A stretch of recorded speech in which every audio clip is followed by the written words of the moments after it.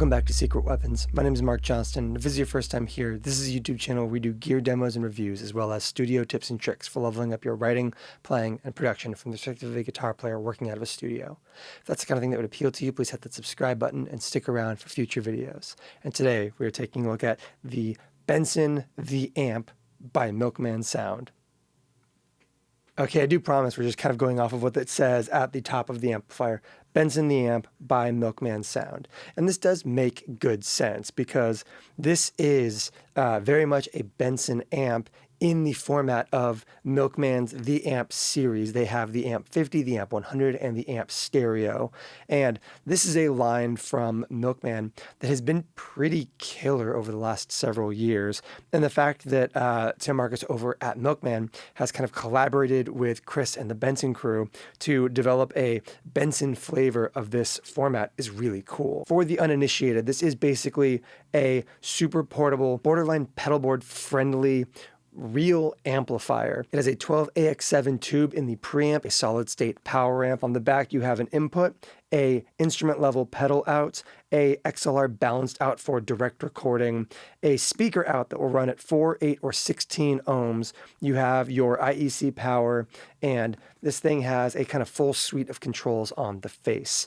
You have a kind of master output, a volume, which is going to be the amount of volume hitting your preamp, so the amount of gain in the amplifier, bass and treble controls borrowed from the Benson Chimera amplifier, a DSP reverb designed by Keeley, a additional room control that is basically going to be early reflection room verb. So you can think of the reverb control, which is foot switchable by the way, as more of reverb as an effect, kind of a splashy plate hall kind of affair, with the room control being there to do a lot more to emulate the sound of an amp in a room, useful for when you're using things like the pedal out or the balanced out versus sending this to a cabinet. Additionally, you have an op-amp boost built into this thing, also foot switchable, really useful for when you want to kind of really hit the front of the amplifier in here a lot harder, allowing you to basically use this as a dry amp, an amp in a room with built-in reverb, and an additional gain stage,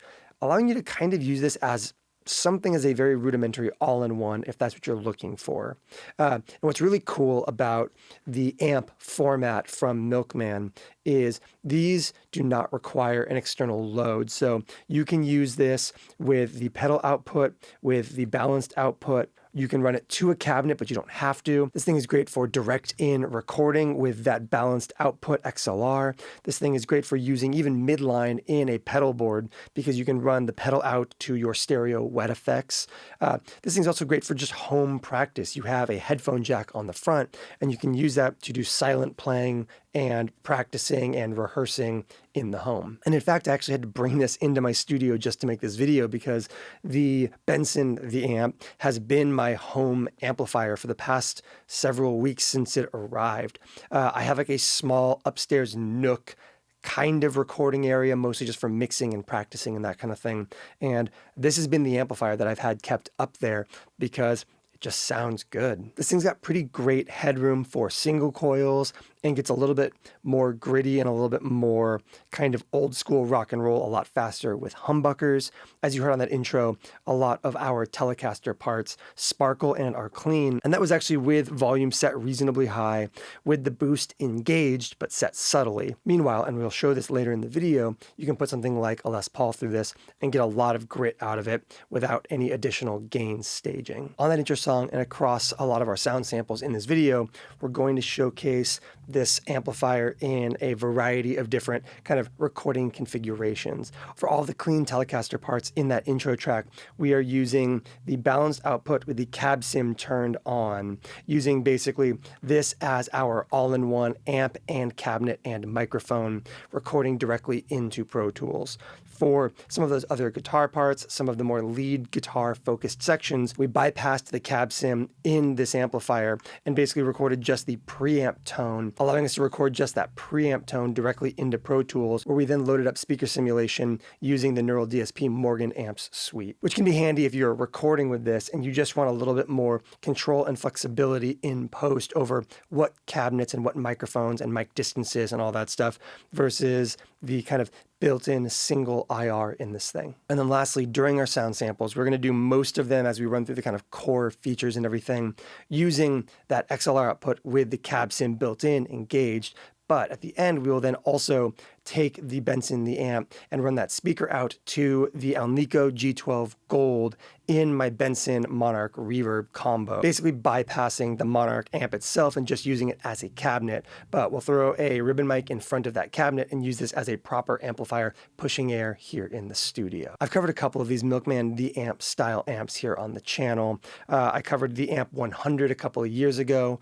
Not only did I cover the Amp Stereo on here, I actually got to go out to San Francisco and be a part of Milkman's release campaign for that stereo amplifier. And I have been a big fan of their compact, pedalboard friendly, travel friendly solutions for a while. So the Benson kind of collaboration here is an incredibly welcome thing for me as somebody who is a really, really big fan of both my Benson Monarch and all of Benson's pedals, as well as I have a Milkman Beekeeper here in the studio as well, which is like such an incredible amplifier. They are two really noteworthy builders, and the fact that Milkman's the amp format is being used in collaboration like this is really cool for me. So let's go ahead and plug this thing back in and get into our sound samples. So as always, before we get into our sound samples, let's talk through our signal chain and the context we're working in. I am playing my Fender 52 reissue Telecaster into the 29 pedals Una into the Benson the amp. We're running out of the balanced output with the cab sim turned on into our Soyuz Lakeside preamp recording into Pro Tools. We're going to start off with master volume at maximum and roll that back as we kind of start to roll up our gain range. We have our room and reverb and boost controls off, and we have EQs low and high at noon. Let's give this thing a listen.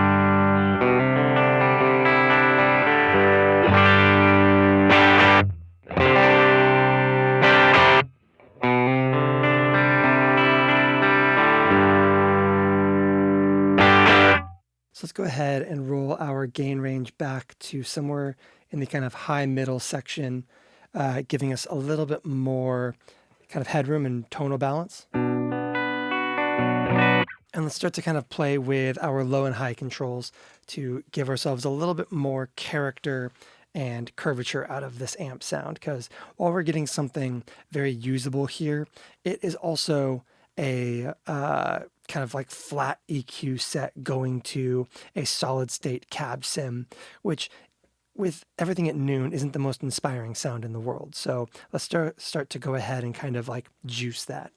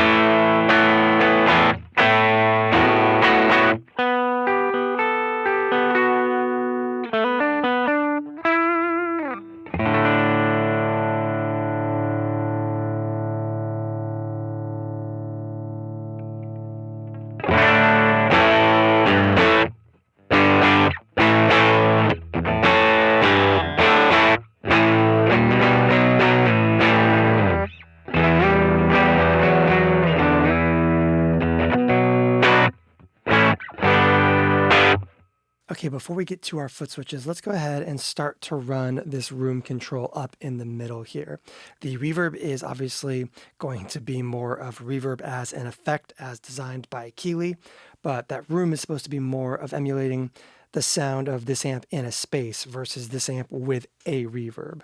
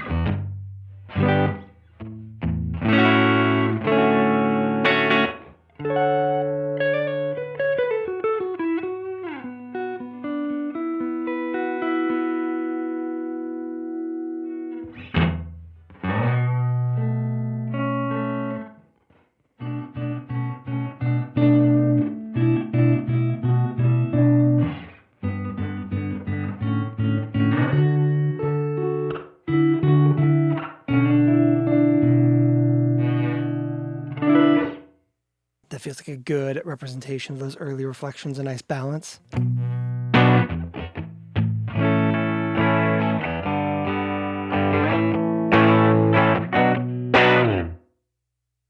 Very handy for when you want a little bit more push out of this amplifier.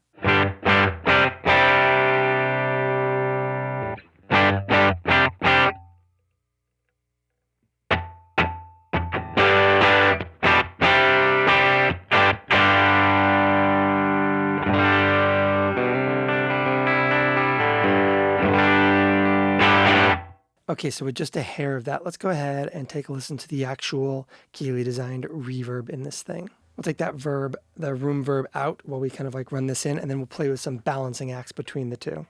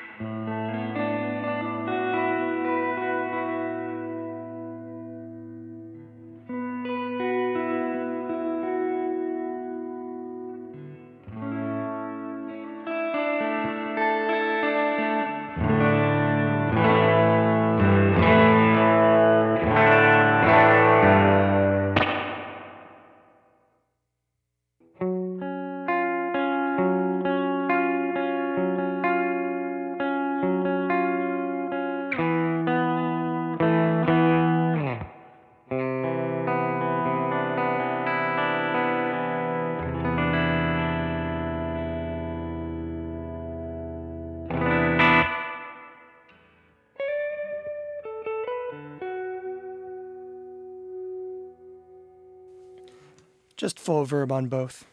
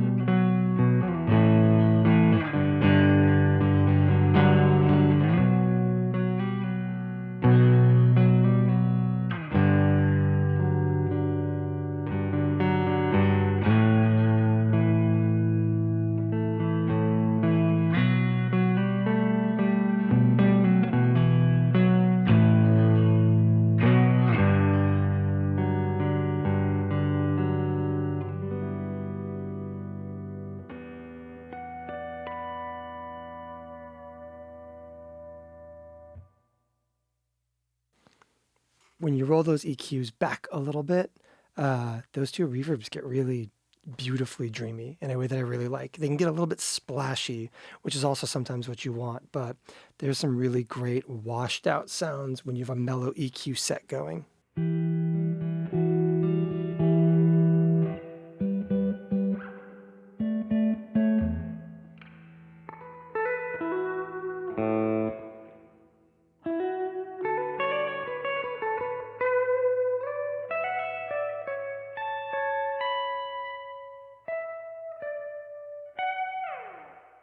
Let's dial back down to something nice and kind of tampered down a bit. Okay, so now that we've dialed back down to a pretty reasonable clean tone, and you've heard kind of even as we push the volume all the way up on this thing, with something like a Telecaster, you're going to get a reasonably high amount of clean headroom, which is quite nice. But the moment you bring that boost in, you start kind of threatening it, even with low output guitars, which can be really nice if you want to be able to kind of drive this thing as a standalone amp solution with no other overdrives, boosts, compressors, etc.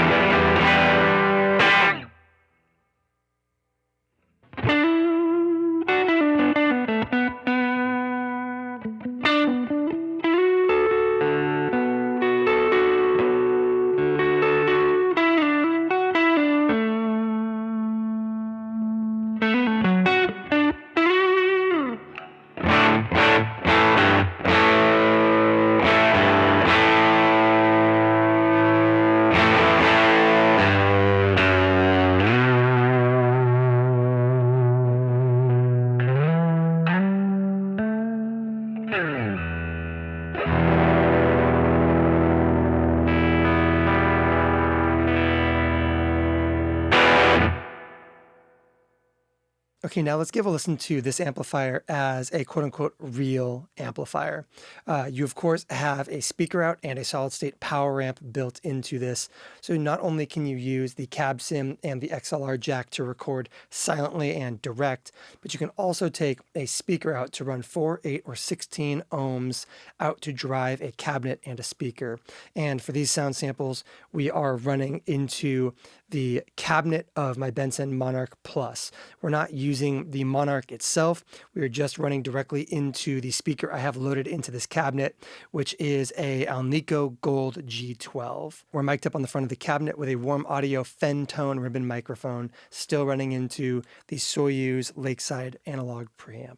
Let's go ahead and just twist some knobs, play with those room and reverb controls, that boost, and just hear how this thing sounds moving air using a real cabinet versus the built-in Cab Simtech.